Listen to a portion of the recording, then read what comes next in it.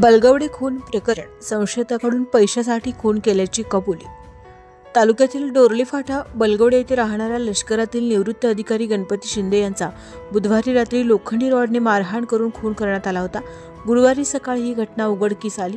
याबाबत पोलीस अधीक्षक Sandeep Ghuge, upper police अधीक्षक ऋतू खोकर यांच्या मार्गदर्शनाखाली संशयित शोधण्यासाठी एलसीबी पथके विविध ठिकाणी पाठवण्यात आली होती।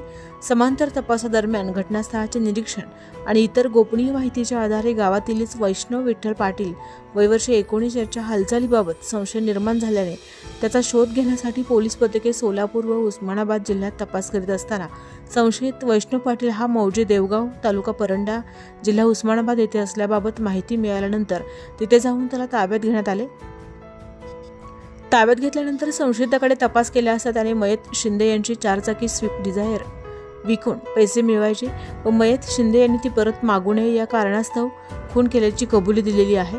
तासगाव उपविभागीय पोलीस अधिकारी सचिन थोरबोले, पोलीस निरीक्षक सोमनाथ वाघ, एलसीबीचे पोलीस निरीक्षक सतीश शिंदे, सहाय्यक पोलीस निरीक्षक पंकज पवार, सहाय्यक पोलीस निरीक्षक रुपाली बोबडे, पोलीस हवालदार सागर टिंगरे, दर्याप्पा बंडगर, अरुण पाटील, सतीश माने, पोलीस नाईक प्रकाश पाटील, सोमनाथ गुंडे, सतीश नलावडे, सुरेश थोरात, अभिजित ठाणेकर, विनायक सुतार, मोहन गस्ते, कॅप्टन गुंडवाडे, विजय पाटणकर, अमरसिंह सूर्यवंशी, सयाजी पाटील, प्रशांत चव्हाण, सुहास खुबीकर, विवेक यादव, विठ्ठल सानप यांनी या प्रकरणी तपास करून कारवाई केली आहे। SK news Marathi, Tasgaon, Sangli.